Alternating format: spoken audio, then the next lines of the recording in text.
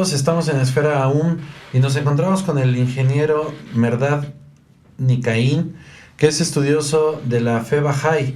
Y bueno, en la cápsula pasada nos quedamos con la pregunta del estudio.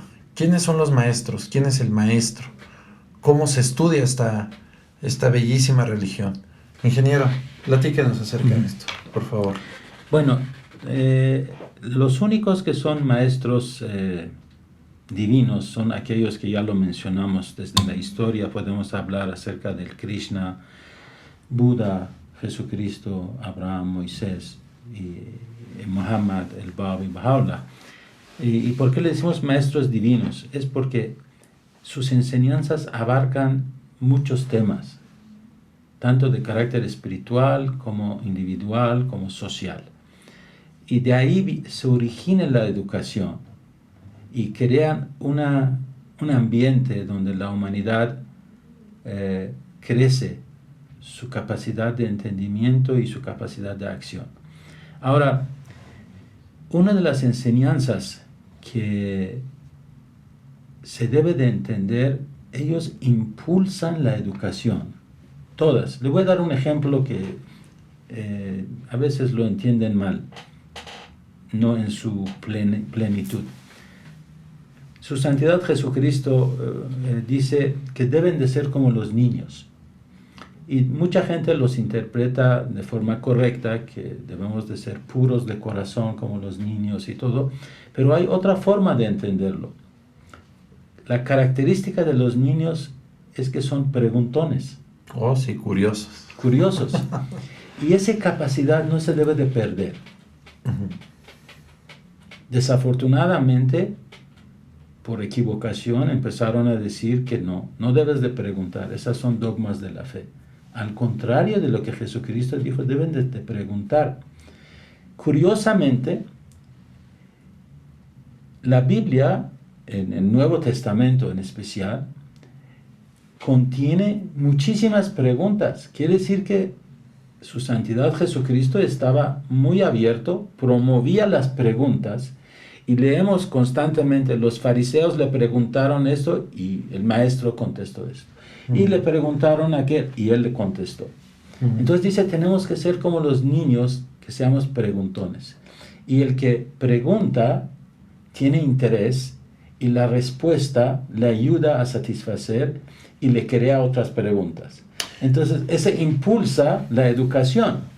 Les quiero platicar una anécdota muy simpática que va muy en relación con los niños y la curiosidad y cómo creo que debemos de sembrar la duda en ellos y la continuidad y el impulso hacia lo que nos atañe en este tema, que es el estudio. El otro día mi hijo y yo vimos una película que se llama el último Avatar, o El Señor de los Elementos, una cosa así. Es una película muy, muy famosa. Y en una escena el avatar mueve el agua. Entonces me dice, papá, yo quiero hacer eso. ¿Lo puedo hacer? Entonces mi respuesta fue, sí, por supuesto que lo puedes hacer, claro, no hay ningún problema. Puedes mover el agua y lo que tú desees. Pero necesitas estudiar mucho y prepararte muy bien para entender cómo funciona. Papi, en cuanto aprenda a leer, me pondré a estudiar. Fue la respuesta de mi hijo, acaba de cumplir 5 años. Entonces, ¿qué tan importante?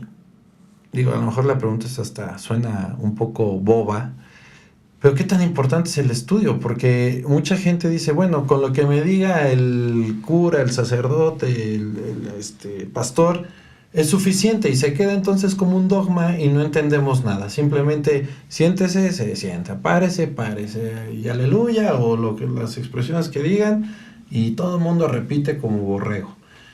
¿Qué pasa ahí? Se pierde el contexto histórico. Cuando el niño pequeño tiene que tener una actitud de obediencia hacia su educador, y aunque su educador se equivoca, no pasa nada, porque el niño es pequeño y el efecto no es tan grave. El niño aprende los errores, aprende de todo. Pero esa actitud de obediencia absoluta hacia los padres y después hacia los maestros cuando es pequeña, conforme avanza el niño tiene que cambiar hacia un respeto. Y ese respeto significa que puede preguntar, puede diferir. Y es carácter de los maestros y los papás que no se pongan en un púlpito que yo soy el que sabe todo y tú debes de obedecerme. Esto ya cuando los niños ya son un poco más grandes ya no funciona. En lugar de que le ayuda, los perjudica. Entonces, es un papel de los dos. Tenemos que provocar que preguntan y tengan dudas, y a la vez los maestros y los papás también tienen que aceptar, hijo, esto no lo sé, vamos a estudiarlo y a ver si te puedo contestar. Y esto abre todo un horizonte enfrente del niño, que hay muchas cosas que aprender, que hay muchas cosas que mi papá no sabe. Mi papá me quiere mucho y lo que sabe me lo explica. Y lo que no, lo va a estudiar y luego me explica. Entonces le da otra imagen. Ahora, relacionándola a la fe Bahá'í, que me preguntaste cómo estudiamos, la fe Bahá'í es la primera religión que ya la figura del sacerdote, un líder individual, se ha desaparecido. Baha'u'lláh dice, hemos llegado a una etapa de desarrollo de la humanidad que ya no tenemos que tener un sacerdote, tenemos que tener millones de sacerdotes. ¿Y qué quiere decir? Que todos tenemos que ser sacerdotes de nosotros. Claro. Y no del templo, sino de nuestro propio templo de vida. De vida. Sí, quiere decir que yo soy responsable del desarrollo de educación mío. Puedo pedir ayuda de mucha gente, pero al fin yo soy responsable. Y Baha'u'lláh lo definió como lo que dije en algunas reuniones pasadas. Dice, dignifican su vida a través de investigación de la verdad de forma independiente. Entonces, ¿qué hacemos en la comunidad Bahá'í para educar? Tenemos clases de niños de 5 años. ¿Y qué le enseñamos ahí? En lugar de darles dogmas de la fe Bahá'í, que no tenemos dogmas, pero algunos pueden decirlo, les enseñamos las virtudes. Queremos que los niños sepan qué quiere decir generosidad, qué quiere decir veracidad, qué quiere decir justicia, qué quiere decir honestidad, qué quiere decir obediencia a los padres. Tienen que palparlo, entenderlo y qué significa a nivel práctico.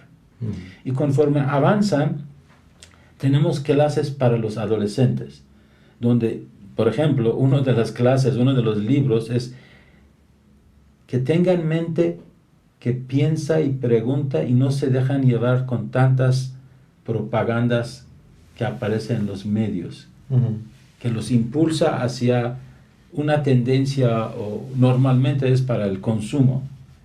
Entonces tenemos que crear una mente de crítica. Otros libros es acerca de varios temas. De hecho, para los adolescentes tenemos como 8 o 9 libros donde tienen que estudiarlo. Y estos niños pueden ser bahá'ís o puede ser que no sean bahá'ís. Con tal que tengan interés del estudio, están bienvenidos. De hecho, en diferentes colonias donde tenemos bahá'ís, proponemos esos cursos. Luego tenemos cursos para los adultos, donde estudiamos un poquito más. Aún podrían ser bahá'ís o no bahá'ís. Estudiamos el impacto de las virtudes. Por ejemplo, lo primero que estudiamos para los adultos es una cita de Baha'u'lláh que dice: el mejoramiento del mundo puede ser logrado por medio de hechos puros y hermosos, por medio de una conducta loable y correcta. Donde Baha'u'lláh dice, primer paso que deben de hacer para rectificar su vida es tener intenciones puras. Claro. ¿Sí? Una buena intención, no doble intención. ¿Sí? Y que lo que hacen también sea correcta.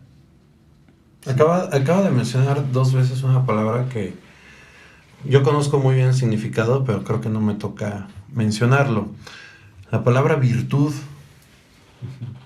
que poco se usa ya y que al entender qué es la virtud y el uso de las virtudes, creo que se podría construir un mundo muchísimo mejor del que tenemos actualmente.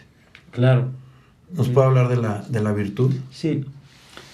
Virtud tiene varios vertientes. La parte donde corresponde a las religiones, también lo usamos la palabra las cualidades divinas.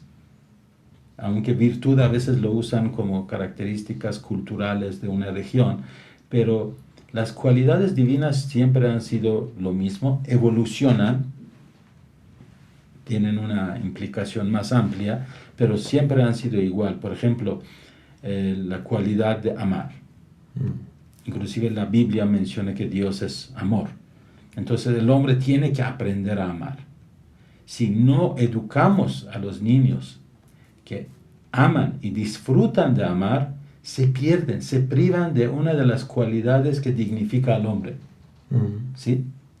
La Biblia, por ejemplo, yo hago mucha referencia de la Biblia porque hablamos con un público que mayoría son de origen de la Biblia. Entonces, Jesucristo dice, debes de amar a tu enemigo. Esa es una enseñanza revolucionaria para su época. No, bueno, es una enseñanza brutal. Y sigue siendo revolucionario hoy día amar a tu enemigo. Y entonces, imagínense si los países que manifiestan ser cristianos, de origen cristiano, realmente a nivel individual y a nivel colectiva, a nivel sociedad, ¿sí lo están ejerciendo? Y si no lo están haciendo, están viviendo las consecuencias de no practicarlo. Bueno, yo le comenté hace un momento que no recuerdo exactamente cómo dice, pero en algún lugar lo leí, que si tu religión lleva a la muerte o te invita a matar, pues no es una religión, no es un Dios, es un demonio, ¿no? Sí. Baha'u'lláh lo pone en los otros términos, dice, si la religión fuese la causa de desunidad y odio, es mejor no tener religión. Es como tomar una pastilla para dolor de cabeza, pero te provoca otros problemas estomacales o otros daños, es mejor no tomas esa medicina. Medicina es para curar. La religión es para curar nuestras religiones. Tiene que unirnos, tiene que hacer que nosotros tengamos esa capacidad de admitir las diferencias.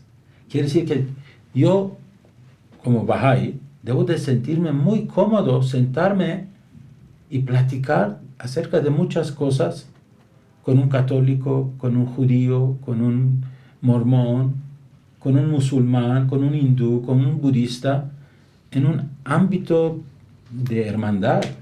Y obviamente en algunos temas vamos a tener diferencias de opinión, pero esas diferencias permiten que entendemos mejor. Claro, se vuelvan complementarios. Sí, porque yo para crecer tengo que entender qué piensa el otro. ¿Por qué piensa así? Preguntarle, ¿me puedes decir por qué piensas así? Me interesa saber, en lugar de decir que no, tú eres malvado, vas a ir al infierno. Claro. Esa actitud se cierra, crea conflicto, crea guerra. Y créanme que ninguna religión en su esencia ha querido conflictos. Los líderes de religión, los pensamientos individuales han creado muros. Y Dios quiere que estos muros se caigan y en lugar de esto hiciéramos puentes. Puentes de unidad. Es como dicen los grandes pensadores, ¿no? El bien y el mal en realidad no existen. Lo que debería existir es lo que construye, lo que destruye. O sea, esta plática construye, por supuesto. Estamos un estudioso de la fe Bahá'í sentado con un católico y estamos teniendo una plática exquisita, complementaria y tratando de comprender por dónde va el estudio. En varias religiones, amigos, y con esto cierro esta cápsula, nos indican que primero el estudio, después la comprensión, seguido de la práctica, y todo vendrá por añadidura. Es decir, esa es la fórmula mágica del éxito, de la sabiduría, del amor y de todas las bendiciones. Si tú crees en un Dios, son todas las bendiciones que te pueden llegar. No nada más lo dice la Iglesia Católica, no nada más lo dice el budismo, lo dicen muchísimas religiones. Esa escalera de estudio, entendimiento, práctica y todo lo demás añadido, utilícenla en su vida y estoy seguro que tendrán resultados maravillosos y complementarios. Ingeniero, vamos a continuar con la siguiente cápsula y recuerden que estamos en Esfera Aum, es conciencia. Gracias.